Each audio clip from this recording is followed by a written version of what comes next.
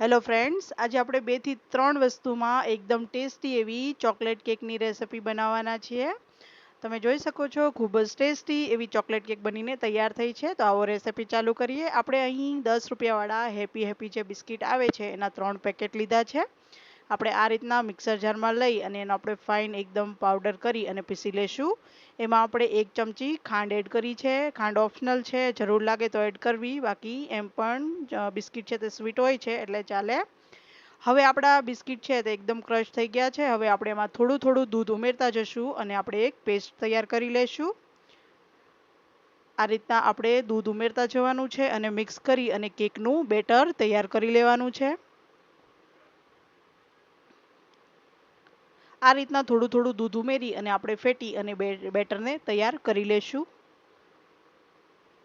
આ રીતના થોડું થોડું દૂધ ઉમેરશો ને તો આપણું બેટર છે તે એકદમથી પતલું નહીં થઈ જાય. નહીં તો તમે એકસાથે દૂધ ઉમેરશો તો બેટર અમુક વાર પતલું થઈ જાય છે. એટલે આ રીતના આપણે દૂધ એડ કરતા જવું અને બેટરને ચેક કરી અને તૈયાર કરી લેવું. હવે આપણે કેક મૂકવા માટે એક વાસણ લીધું છે. એમાં આપણે થોડું ઘી લઈ અને એને બરોબર આપણે ગ્રીસ કરી લેશું. તમે ઓઇલથી પણ ગ્રીસ કરી શકો છો અને તમે બટર પેપર પણ મૂકી શકો છો. આ રીતના આપણે એ વાસણમાં ઘી લગાવી અને ગ્રીસ કરી લીધું છે. હવે આપણે બેટરમાં એક ઈનો એડ કરીશું અને ઉપર થોડું દૂધ એડ કરી આપણે બરોબર બેટરને ફેટી લેશું. આ રીતના આપણે એક જ દિશામાં 2 થી 3 મિનિટ માટે ફેટવાનું છે, જેથી આપણું બેટર છે તે એકદમ ફ્લફી થઈ જશે. હવે આપણે વાસણમાં બેટરને લઈ લેશું અને ઉપરથી આપણે આ રીતના હેપી હેપી બિસ્કિટ મૂકેલા છે. આ એકદમ ઓપ્શનલ છે. જો તમને સારું લાગે તો મૂકવા, બાકી તમે એમ જ કેક બનાવી શકો છો. હવે આપણે ગરમ પાણી મૂકેલું છે, એમાં આપણે આ તપેલી છે જે કેકની એ મૂકી દઈશું. અહીં આપણે 2 ડેરી મિલ્ક ચોકલેટ લીધી છે, એને આપણે મેલ્ટ કરી લેશું.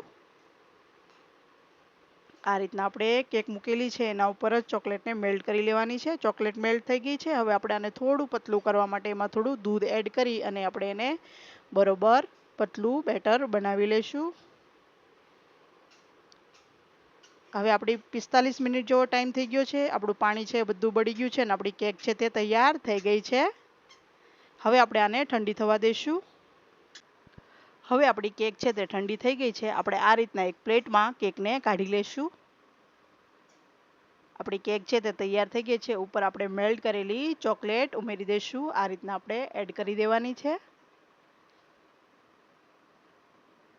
હવે આપણે એમાં થોડો હેપી હેપી બિસ્કિટનો ભૂકો એડ કરીશું. તમે આની જગ્યાએ કોકો પાવડર પણ એડ કરી શકો છો. આ જસ્ટ ગાર્નિશિંગ માટે છે. હવે આપણે કેકને આ રીતના કટ કરી લીધી છે.